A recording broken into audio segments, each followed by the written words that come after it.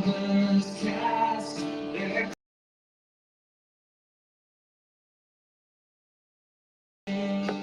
you are worthy of it all.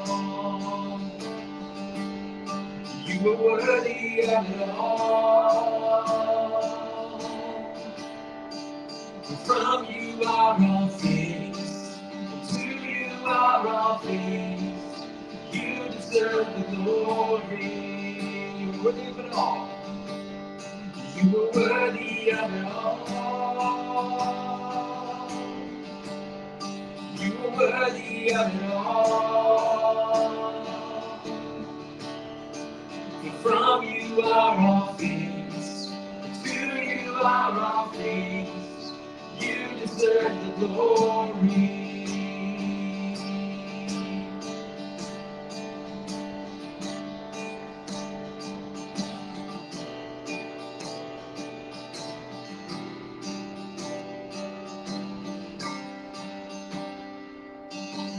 Day and night, night and day, let incense arise. Day and night, night and day, let incense arise. Day and night, night and day, let incense arise. Day and night, night and day, let incense arise. Day and night, night and day, let incense arise. Day and night, night and day, let incense arise. Day and night, night and day, let incense arise. Day and night, night and day, you are worthy of it all. You are worthy of it all. From you are all things, and to you are all things.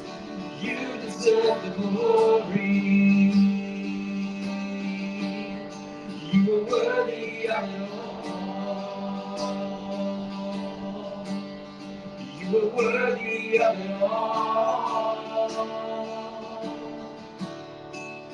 From you are all things, to you are all things. You deserve the glory.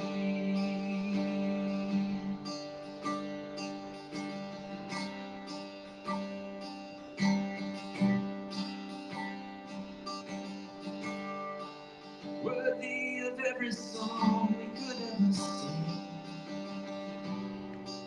Worthy of all the praise we could ever bring.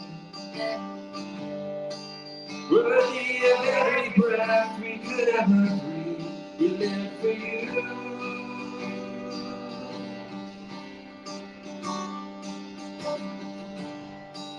Jesus, the name above every other name. Jesus, the only one who could ever save. Worthy of every breath we could ever breathe. We live for you. Live for you. And holy, there is no one like you. There is none beside you. Open up my eyes in wonder and show me who you are and fill me with your heart and lead me in your love as those around me.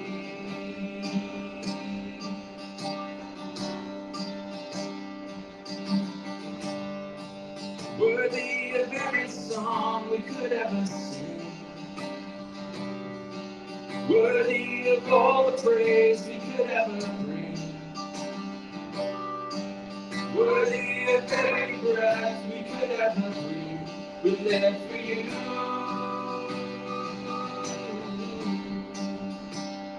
Jesus the name. Jesus the name above every other name. Jesus the only one who could ever save. Worthy of every breath we could ever breathe. we live for you.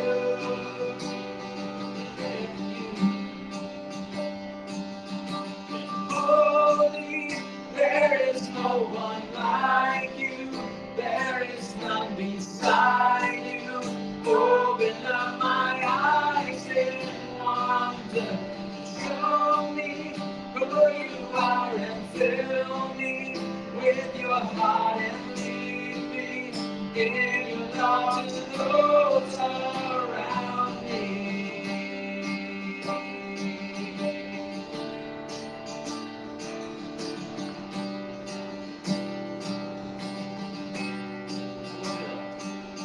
And I will build my life upon your love. It is a firm foundation.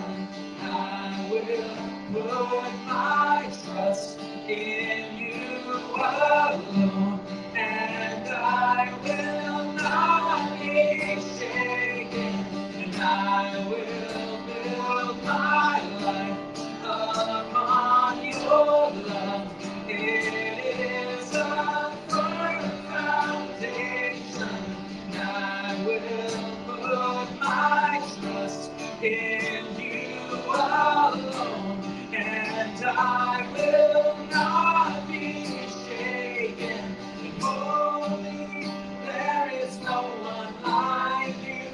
There is none beside you. Open up my eyes in wonder. Show me who you are and fill me with your heart and lead me in your love to those around me. Holy, there is no one like you. There is none beside you. Open up my eyes in wonder. Show me who you are and fill me with your heart and lead me in love to those around me.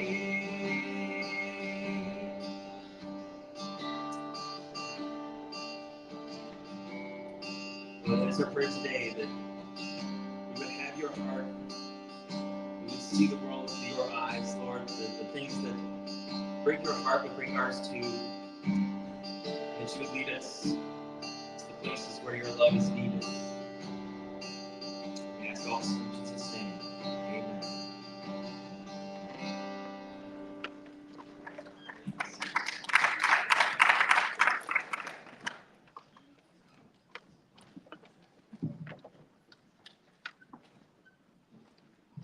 Hey guys, welcome to Chapel. I just wanted to share with you really quick a message that I got from Chosen Vessels. Let me just pull it up.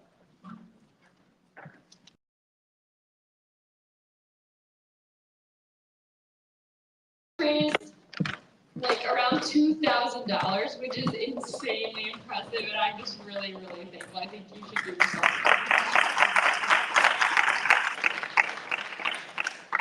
This is like a little letter that we got from Charles, who is like the administrator there. He said, "Letter to the school, greetings.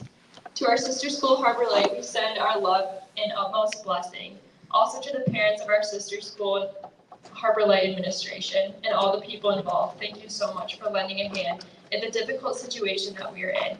Chosen Vessels was also affected by the flood in its surrounding community. Through the funds donated, we were able to help school parents, kids, and the community that's around us.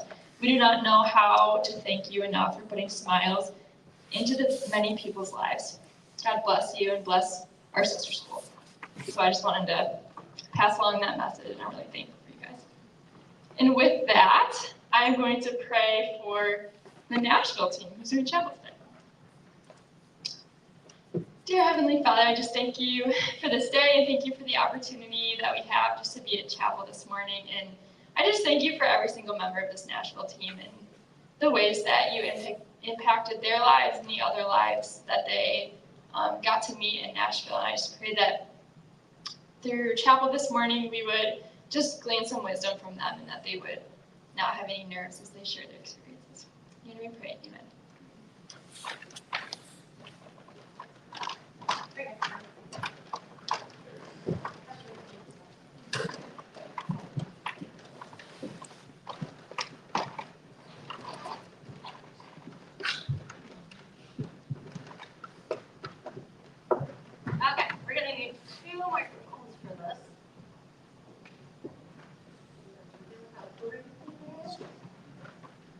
Okay. Matthew, will you bring that stand over here?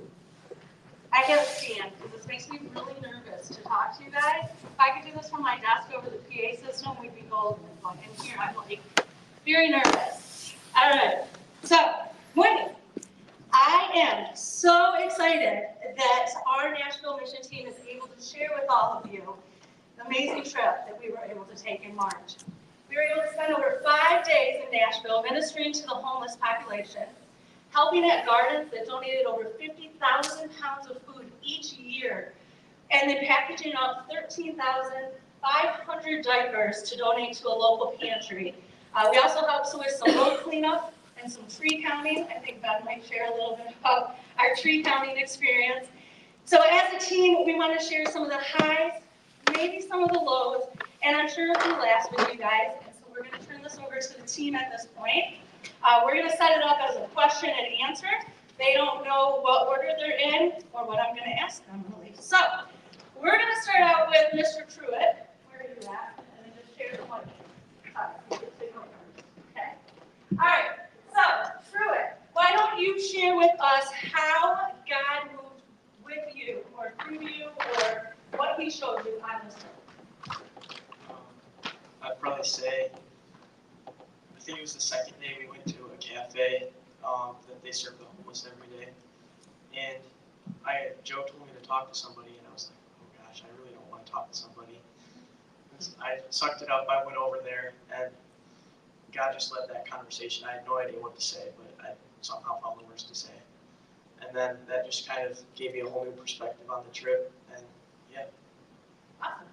All right, we're going to pass this on to Ben. We're going to kind of rotate through. I want everyone to get a chance to share. So Ben, what was your favorite mission activity that we did? In all seriousness, it was probably the Giving Garden on the first day. I think that was really powerful to see how so many people were willingly giving up their time to grow vegetables and help all these people that they were never going to see receive these crops. And it was just really cool to see that operation. I think that was a good first day activity that kind of showed us what more to expect. Absolutely. So one of the things that we found out about Ben on this trip is Ben has a wicked sense of humor and an amazing ability to impersonate others.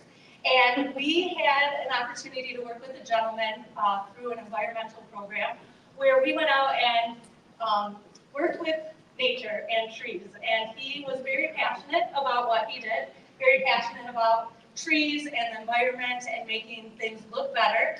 And at the end of one of our big days, would you just tell us how good of a job John said that we did that day? Oh, he said we did tree-tastic. That was John's voice the whole time. He was a Southern gentleman who was very passionate. And Ben got him nailed as far as what he sounded like. All right, Ava, we're going to move on to you, my dear. And I just was hoping that you could share with me what was your favorite interaction with a stranger during this trip? Okay, so one of my favorite interactions was with a man.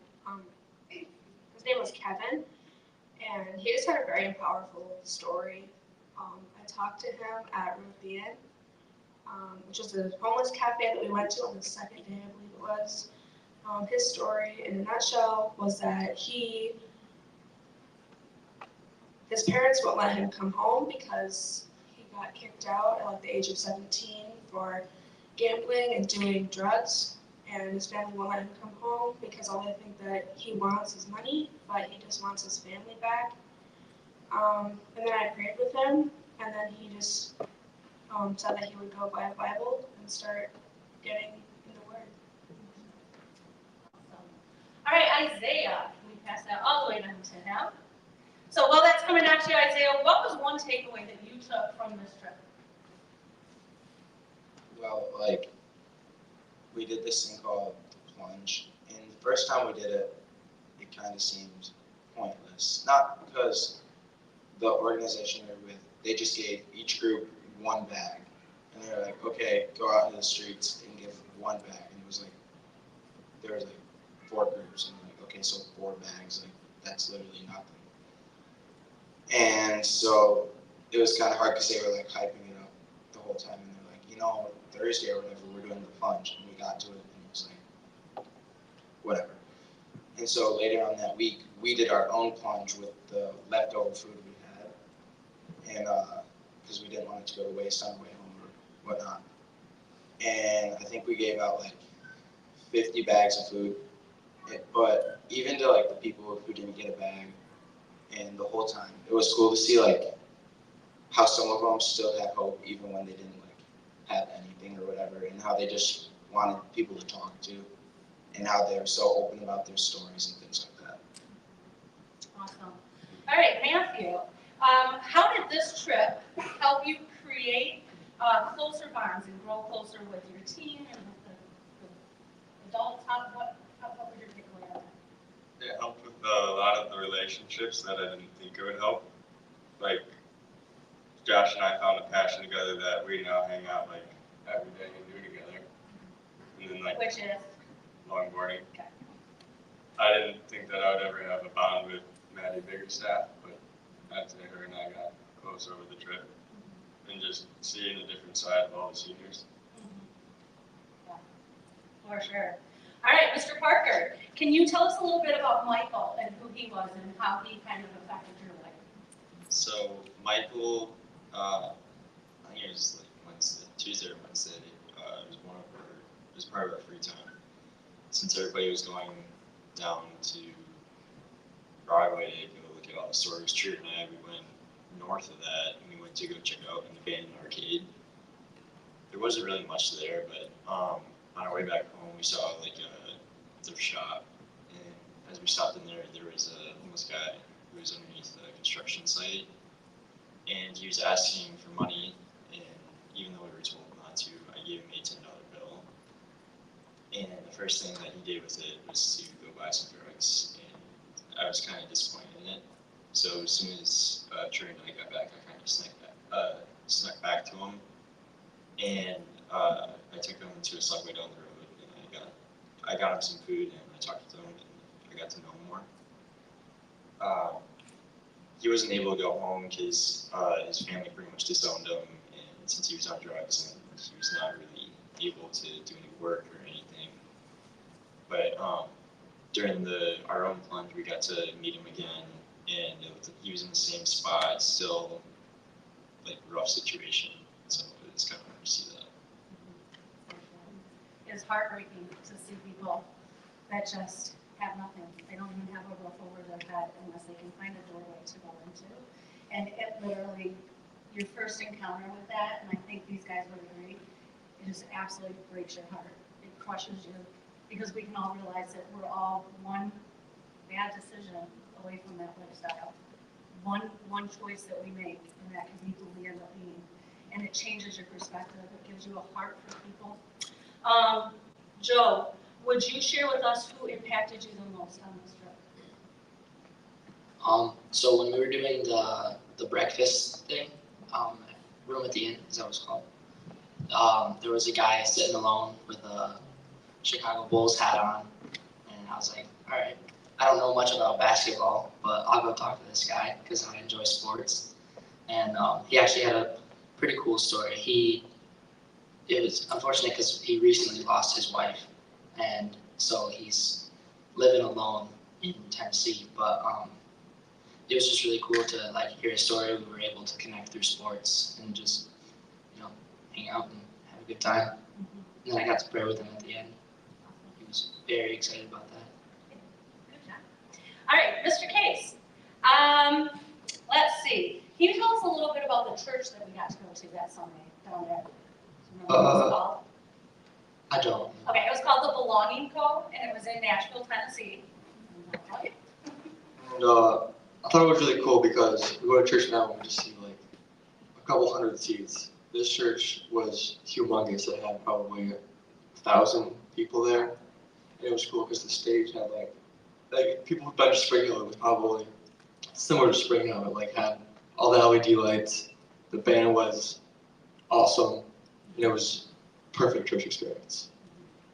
It was amazing, that church, I thought. I think it gave an opportunity for us to realize that there's a whole world of Christian people out there that love the Lord. And we got to see people in that college age just worshiping God and just loving Him and not ashamed of it. And that was a really cool experience to know that there's something like that out there. Jackson Messner, could you kind of tell us what your favorite memory is? It was the day of the plunge, and we were just walking down to Broadway because we've already handed out our lunch, and we were given a paper and it said to like talk to homeless people, then try and find a musician to talk to, but we didn't find any. So Isaiah and I went up to a bouncer at a bar.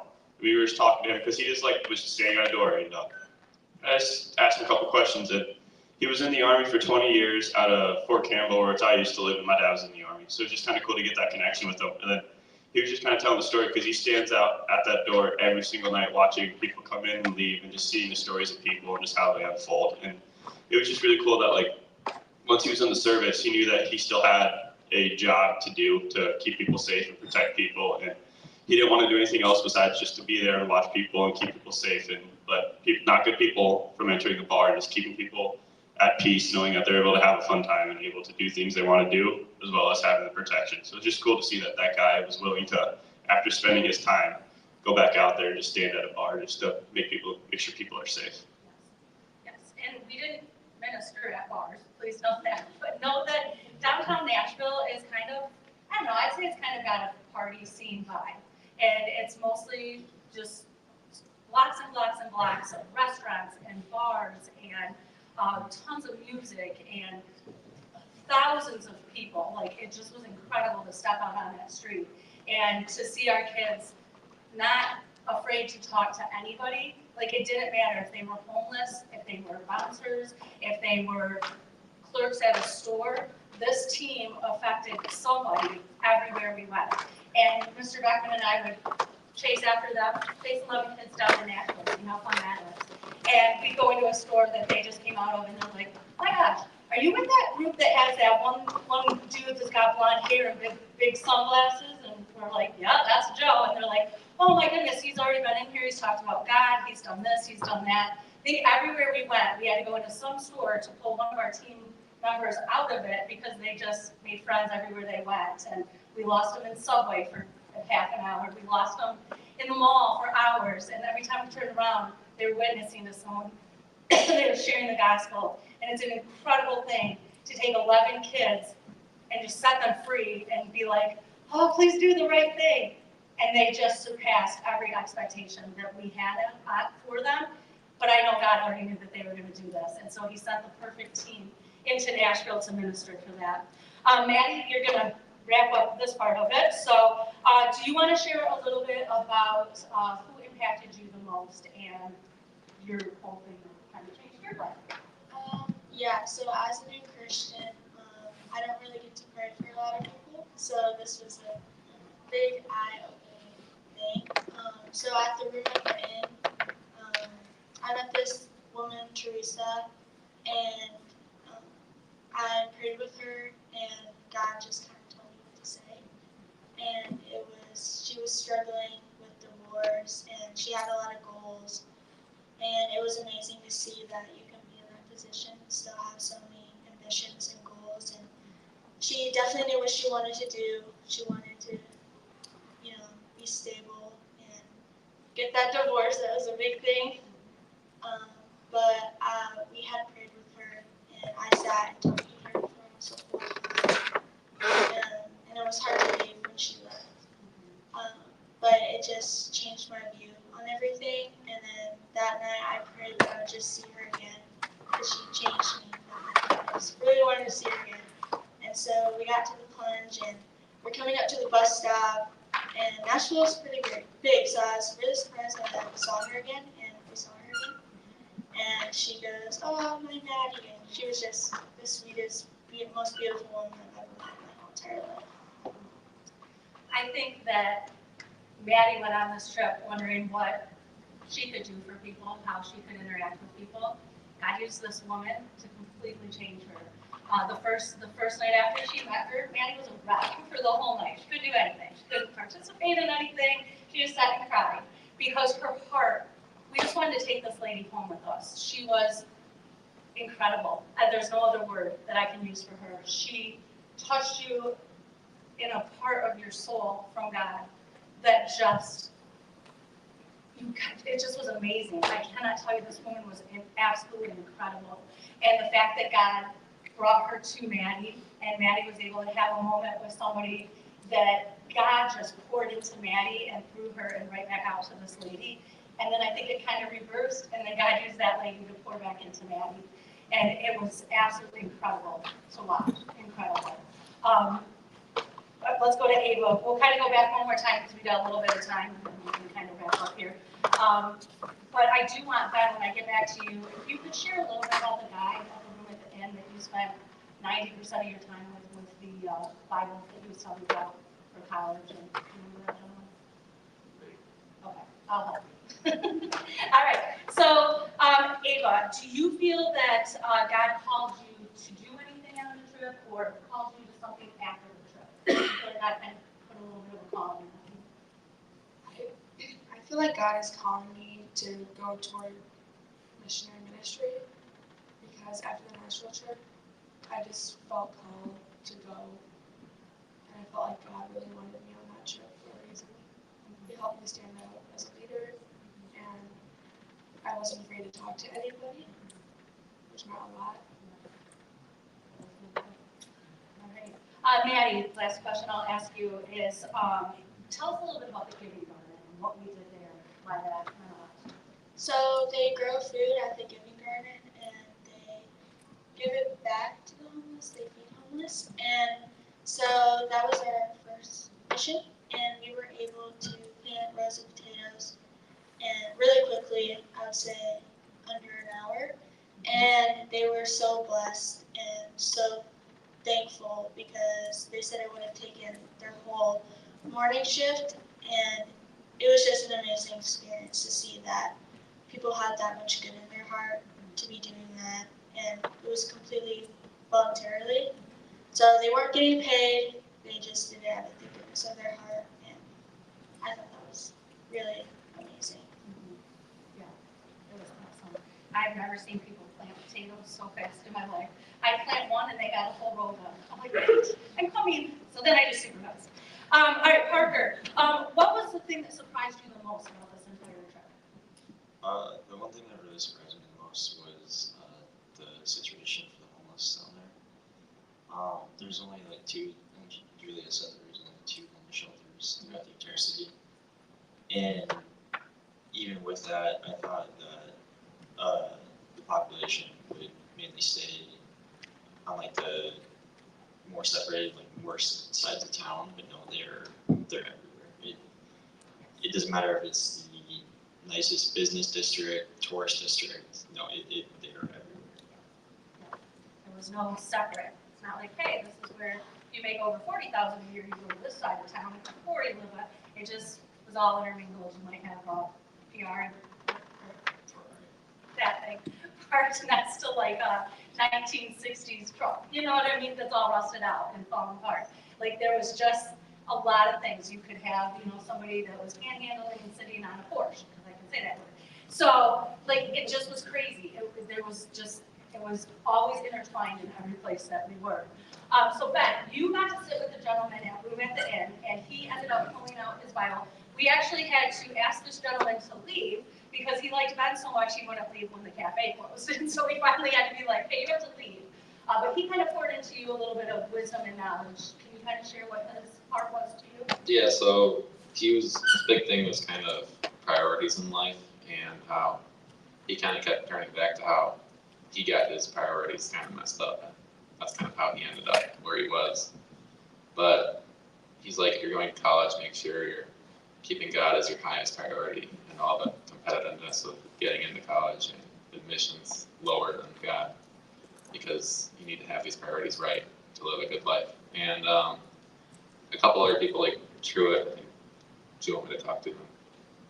But yeah, I think he was really good at just pouring into all of our lives, and he just had so much to say that it was really impactful to see how much insight he had.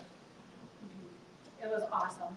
I thought poor Ben was getting some crazy lecture for an hour. He's over here getting the Bible just poured into him by someone that we were supposed to be blessing, and it turned. And I don't know, that was a really cool thing to watch.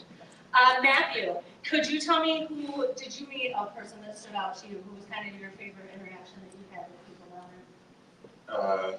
His name was Dylan Armstrong, and he worked at Zoomies.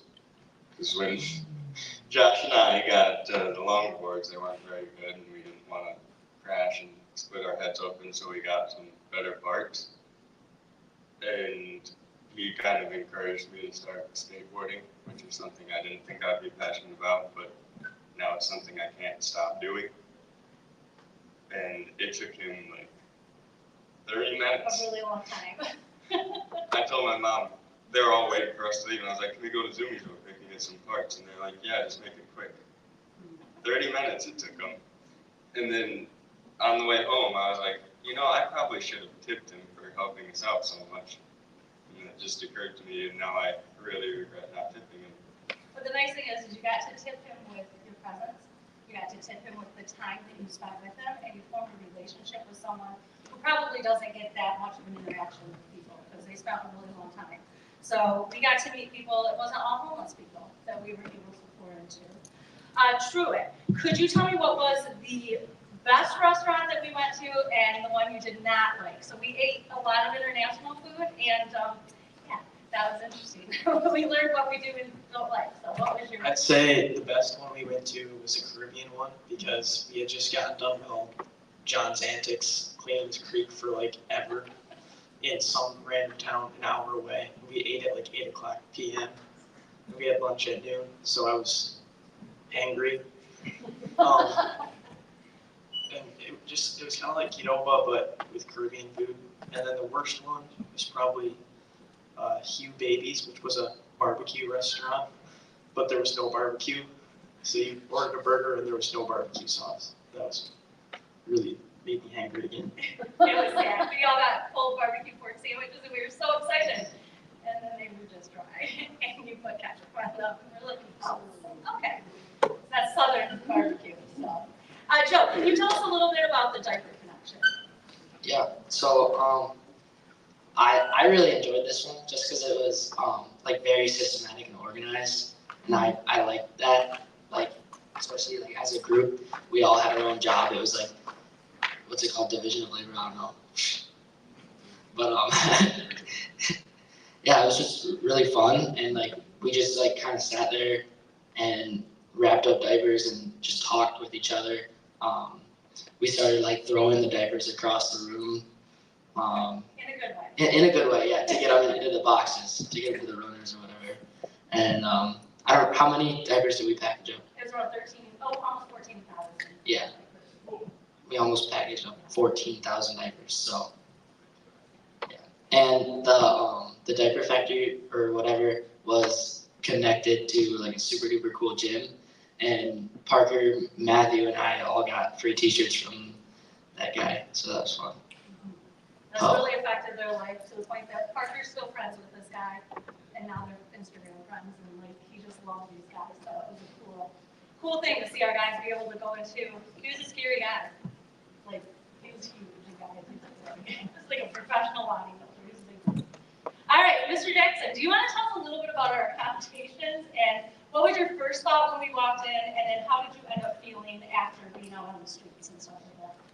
Our conditions were, I'd say, really poor. Honestly, they weren't like a great living conditions for you. When you think you want a mission trip, like obviously we're not sleeping directly on the floor, but it was a twin mattress stacked on the floor with however many other guys in the room, and it was just kind of like, the bathrooms weren't great, but then going into the streets that when the first night we were there, and then every other night we were just looking at everyone else who's like, people are just sleeping straight on the sidewalks with their coat as their blanket. And then like coming back, we realized that like, this is all we need for this. That we're able to learn that what we have is what they wish they had. Like stuff like that is like, wow, we thought this was bad. And people are out there sleeping on just straight concrete with a coat as their blanket. And we were like, okay, like maybe we don't need to just think about what we have. We should honestly go out there and start giving our stuff. That's what kind of like jump-started everything. That first night, right when we arrived, a guy walked down to the trailer and he's like, hey, do you guys have a sleeping bag? And Mr. Beckman packed an extra sleeping bag and he knew that he'd have to give it away. So right away, like before we even got inside the church, Mr. Beckman had to give away sleeping bags or this guy needed one. So stuff like that, like not every homeless person wanted something. Most of them just wanted to talk, just wanted our time, just to have a nice conversation with, because they just don't get to talk to a lot of people because they get ignored. So that was just like the biggest things that like, they just wanted to talk. They're not there for your money. Some are, some just want to buy alcohol and drugs, but most people just want to have a genuine conversation with someone from a different town and stuff like that. Isaiah, do you think that this helped you grow deeper relationships with your classmates and with the younger class teammates that were on the team? Do you think that how did that affect you kind of stepping in as a senior being a leader? Yeah, so I think as senior guys, we got closer in one, like the way we thought, the way we like, the senior guys took like a role of, I mean, just look at the other side. Like you got Truett, you got Matthew, Ben, Parker, and then the two girls. So the senior guys kind of like took a role of making sure everyone was okay and where they're supposed to be, because some of them were a little too comfortable in a spot they didn't know. They thought nothing could go wrong. They just walk down an alleyway by themselves and be like, dude, what are you doing? Like, and so it was awesome because the senior guys kind of stepped up and were like, hey, let's be safe. Like we can have fun and we can reach out to people. But within that, we all got closer and everyone felt like they were being cared for. And then just like the time when we were back in the church, there was a lot of exploring done that we weren't supposed to do, but just through a lot of activities, we all got closer, and it was pretty cool. And then, case, but yeah. So I have to say this, the reason that they're laughing, the younger kids, is because many of you have older brothers or maybe even an older sister. They can be a little pestery and obnoxious to you, and I think our juniors got a little pestered sometimes. So, but I will tell you guys this. These kids right here, these gentlemen sitting up on the stage, stepped up to be men on this trip. They looked after these girls when they were out on the streets. They made sure that everybody was accounted for. There was not one person on the stage that didn't step into a leadership role at some point. I didn't have to beg them. I didn't have to threaten them. I don't even think I cried a lot. Yeah, you did. Because of that. I only threatened Isaiah. But these guys just willingly saw a space, stepped into it, and it blew me away because you guys don't get to always see that here. But I got to see at the core of who each one of these kids are. I got to see their character and who God created them to be. And it was amazing. And it was awesome. And I literally love all these children like they're my own. They're amazing kids, and they did a great job on this trip. Okay, Hayes, tell us, what did God kind of open your eyes to, and what did you learn from this experience?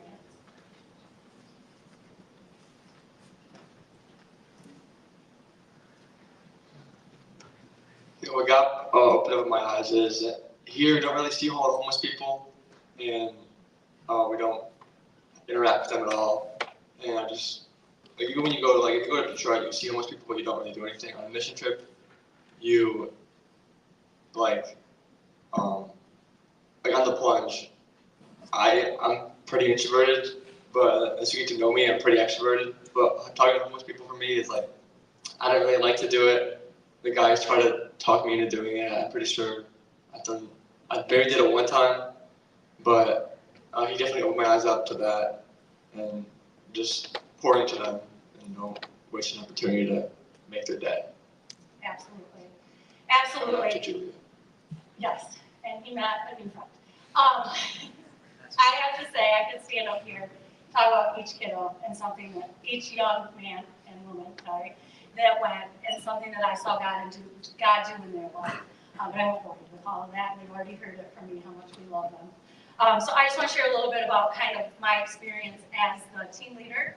I was also Mr. Beckman, who earned the nickname Big Daddy B on the trip, so now that's all we can call him, and Pastor Alex. But as you can see, they're not here, so it's all on me to share this. So this mission trip not only changed my life, but it changed Mr. Beckman's life as well. So I've never been on a mission trip before, And honestly, I'm gonna be really honest with you guys today, I didn't feel like I was called. I didn't feel like I was supposed to go.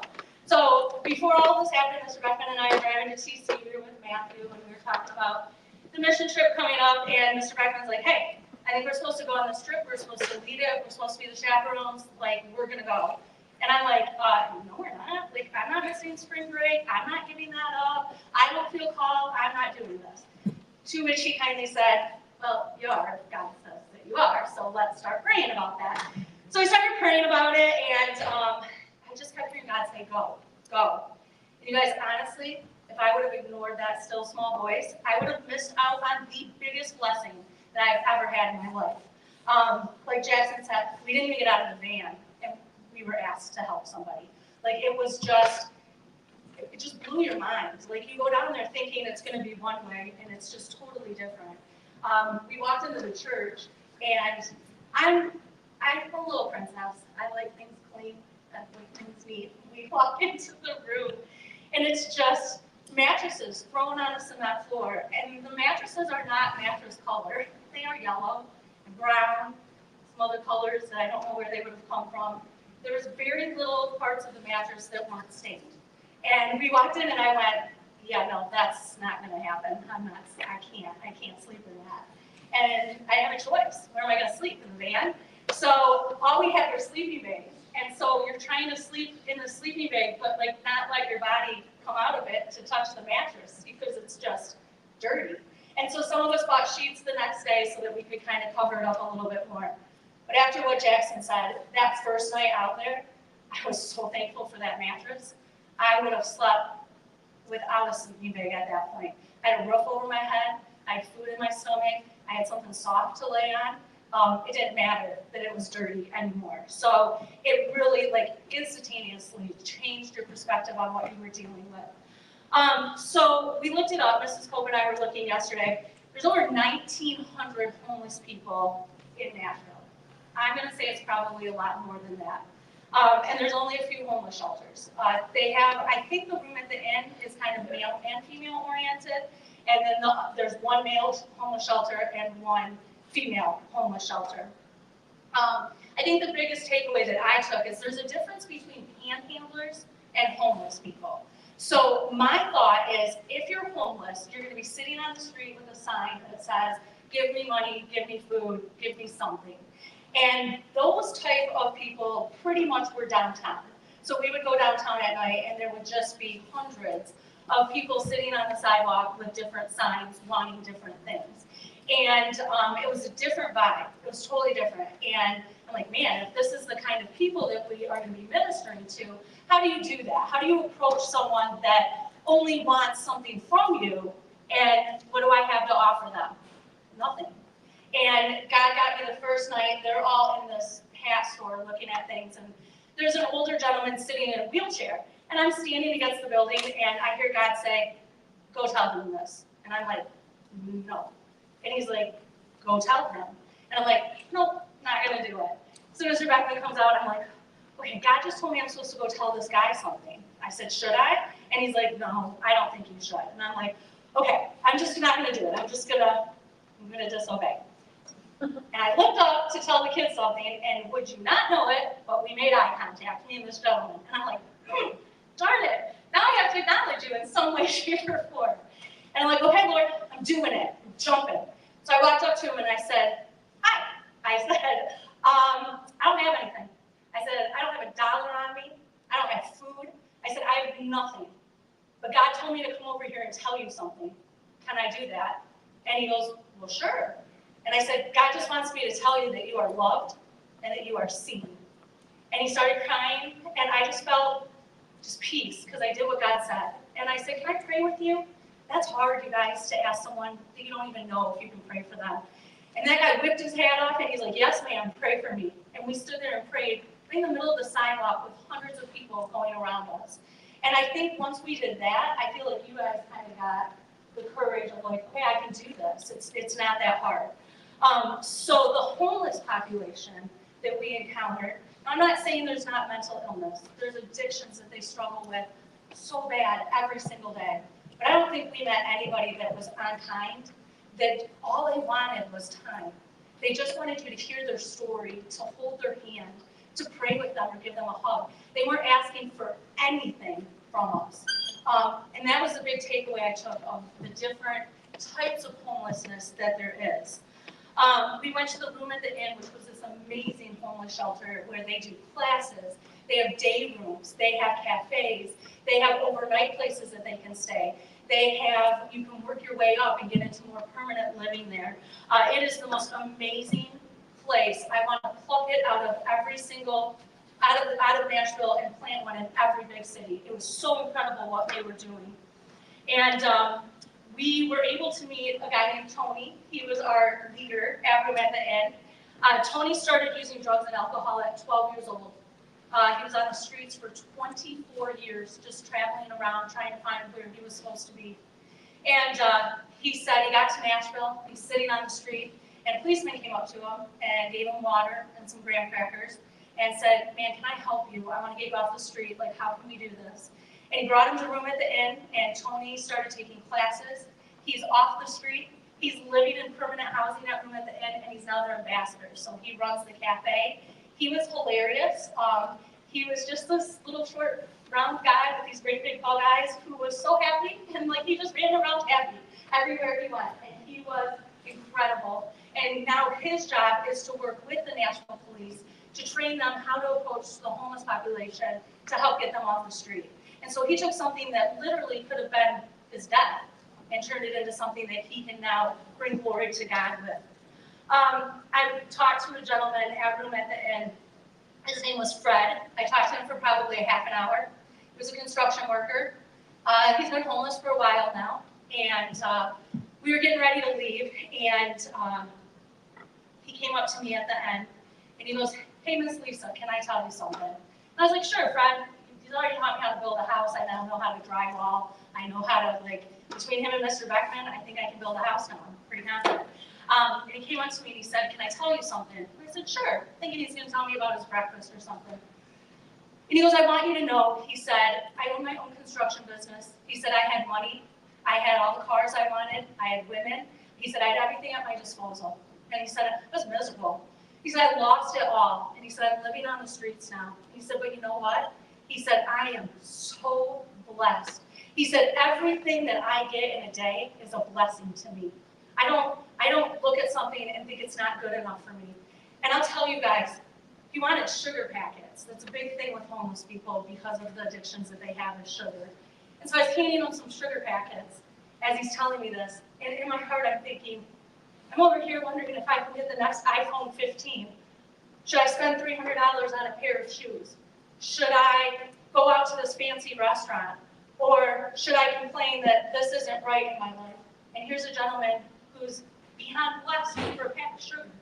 And that was his story of how happy he is because he sees God providing for him every single day. There's a gentleman there with a broken leg. And I said, "Oh my goodness, like, how'd you break your leg?" And he said, "Well, I was sleeping in a parking lot in a sleeping bag, and someone backed over me and broke my leg." And I said, "Oh my gosh, like, did they stop? Like, do they have a clinic they can take you to? Like, what happened?" And he goes, "They drove away." And I said, "Well, what do you mean they drove away?" I said, "They ran you over and just drove away?" And he said, "Yeah." He said, "You know, unfortunately," he said, "we're not important. We're not seen. Nobody sees us." And he said, "She probably didn't even know that she ran me over because I'm invisible." And to think that we can become so callous that we can run somebody over with our car and just drive away from that because they're not worthy of our attention. We have an obligation as Christians to pour into those around us. And I don't care if they're millionaires or if they're living off sugar packets. It's your job to see them as God sees them. I think that one of the things that God allowed Mr. Beckman and I to do is to see his people through his eyes. We didn't see people that smelled bad. We didn't see people that had mental illnesses. We didn't see people that were gross and half naked. We didn't see that. We saw people that loved Jesus, and it was incredible to see that. I got to interact with Teresa as well. Maddie and I are calling her our angel. No one's going to take that away from us. She was incredible. I'm almost done, but I kind of have 2 minutes. When I asked to pray with her, the power of God that fell upon me was in a way I've never experienced in my life. I think Maddie had the same thing. It was like a blanket of Jesus started covering us. I've never prayed like that before, and I haven't prayed like that after with her. It was incredible. And it showed me that if I listen to God, if I just listen to what he's telling me to do, that he's going to stand there beside me with me. Most of the people we interacted with had a relationship with God. They loved the Lord. They pulled out their Bibles constantly to share with us what God was telling them. They were so open to prayer. So this was the type of mission trip that you could take a little or you could take a lot. You could pour in so much to the people of Nashville. Now, we went there with a mission to be a blessing to those people. But you know what? We were the ones who came back blessed. Hopefully we blessed them. They blessed us for sure. To say that this trip changed us is an understatement. Mr. Beckman and I are actually going back on June 5th again to work with the homeless people. We're going to pack our car full of food and water, and we're just going to hit the streets for about 5 days while we're down there. Our hope is that we're going to be able to travel multiple times a year down to Nashville because we want to start establishing a relationship with the homeless people that we meet so that we can keep encouraging them to know that they're loved and to know that they're seen. But also, we want to take you guys to Nashville. We want you guys to feel this calling and be able to go and experience this. And so we want to have good contacts down there so that you guys can go and have the same experience. So here's my encouragement to you, and then I'm going to let you guys go. 1 Chronicles 16:24 says, "Declare his glory among the nations, his marvelous deeds among all people. When God calls, please answer. Listen to that still small voice of the Holy Spirit. Step out in faith. Give 110% to what God is calling to you to do. And I know that you guys will not be disappointed in what can happen with your faith walk. We serve such an amazing, mighty God, and with him we can do all things, even the scary ones. So go out there and do this. Thank this team for just being incredible this year. Thank you guys for changing my life and making me a better person, and for getting to see what incredible young men and women you truly, truly are. Keep serving God. Okay? That's all we got today.